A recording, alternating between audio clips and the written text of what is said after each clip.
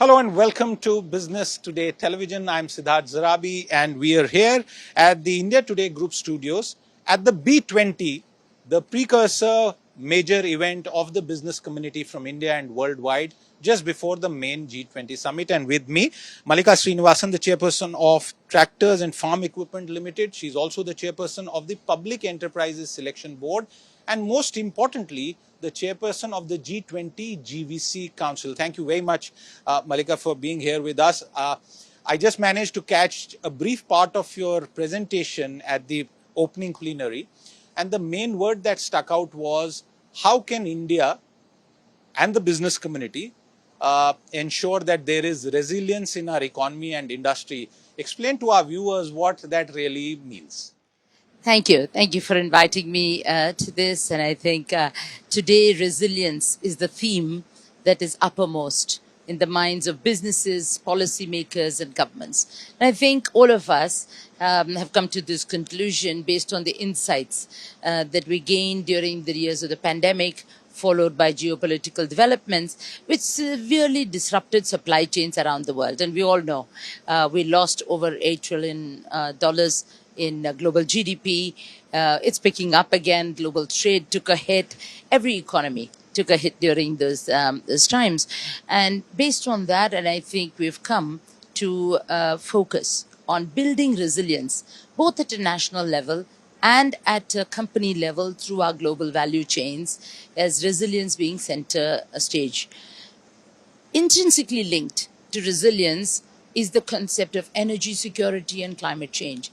So when we talk resilience, we really can't segregate it from sustainability. So I think the focus of our task force has been, as companies and countries look to risk mitigated sourcing, to saying we must have an architecture for our supply chains that not just withstand shocks, but actually thrive in the middle of adversity.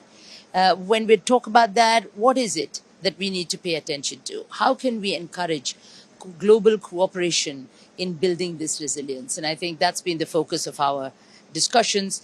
We look forward to some of the recommendations. For example, we look forward to is that governments and businesses will partner in developing across globe, in developing risk mitigated sourcing, early warning signals, stress testing of supply chains, national supply chains, as we evolve our growth strategies, both at a corporate level and at a national level. You made a reference in your presentation earlier, and that other corporate leaders are also picking up the same point.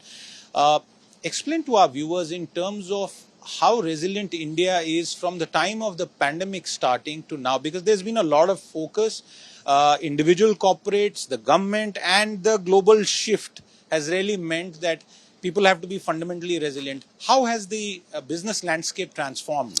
I think it's a fantastic question, because India has also done extraordinarily well in this sphere. I would first touch upon the very strong policy initiatives that we have had at the government level, be it the National Infrastructure Plan, be it the monetization pipeline, be it the PLI scheme and Prime Minister's Gati Shakti. The policy initiatives have been big and strong, and they have hit at the root causes of what can give us resilience.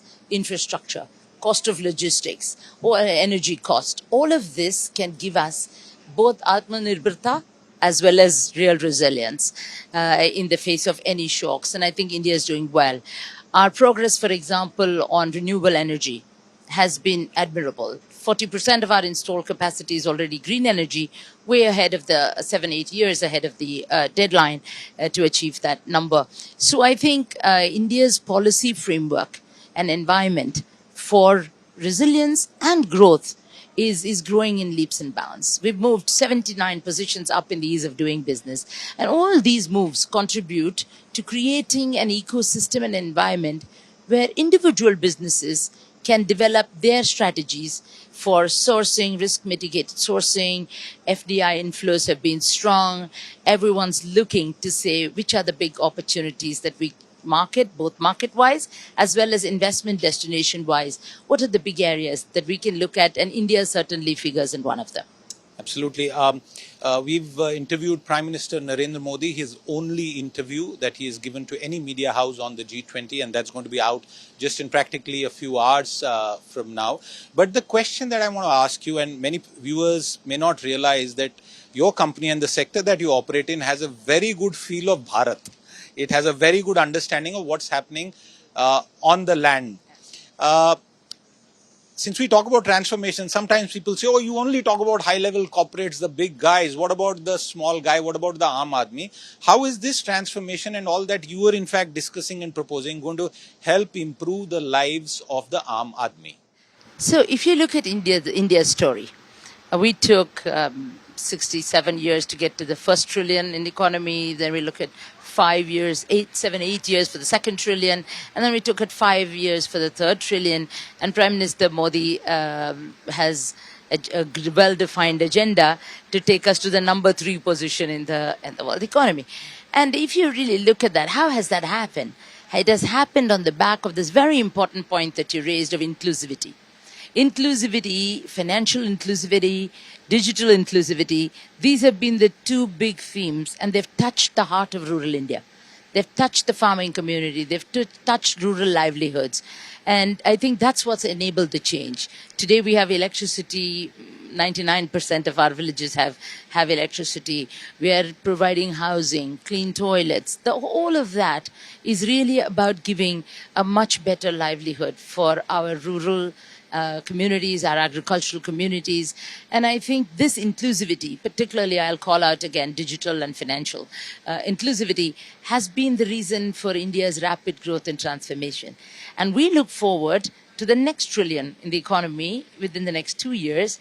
And there what I'd like to see is a larger role being played by women. Absolutely. And since you speak about women, Matra Shakti, absolutely amazing what the Chandrayaan team has done. And look at the dozens and dozens of scientists, very highly qualified women who have contributed to that landmark. As I let you go, just one quick final point. Again, because you know this and you are in that business in some ways, how serious is climate change a risk? Because just the past few weeks have shown all of India what's happening in the mountains, because of unexpected rain. Sometimes we think climate change, again, this big ticket, 30,000 feet in the air kind of topic, but it's impacting every Indian. It is. It is impacting every global citizen. It is, and I think that's something that is come into sharp focus now. And agriculture, since your question was about my work in agriculture affords a unique opportunity for us to do things differently and sustainably. There are a number of opportunities in agriculture towards a greener future for India. Of course, that might be a separate topic for us, but I am very optimistic because I think our agriculture story has been very different from the rest of the world. It's been a story of small farms, and we today are self-sufficient in food. We can feed our 1.4 billion people is a tremendous achievement. It's a tremendous achievement, and I think agriculture can do actually lead the way in terms of some of the sustainability initiative, given the scope that we have in that space. Absolutely. Some of the headlines don't capture all that is happening in India, but Mallika Srinivasan, there's so much more to discuss, and at some point, I hope I am able to get to ask you about the transformation you're driving in the hiring of public enterprises, but we'll leave that for some other time. Thank you. I can tell you one thing though on that, and I've never given an interview on that, but just to say that for me, it's been a learning experience, and I believe more strongly than I did before in the power and the role of the public enterprises in our country. And I think they can play a very, very value-added role. It's been a pleasure. It's been a commitment from my side, and it's been really a pleasure to serve the nation. Absolutely, and I will definitely come back to you on that. Thank you very much for your time. With that, it's a wrap on this conversation. Stay tuned in. We'll be back with more. Bye-bye. If you like the video, do like, comment, share and subscribe.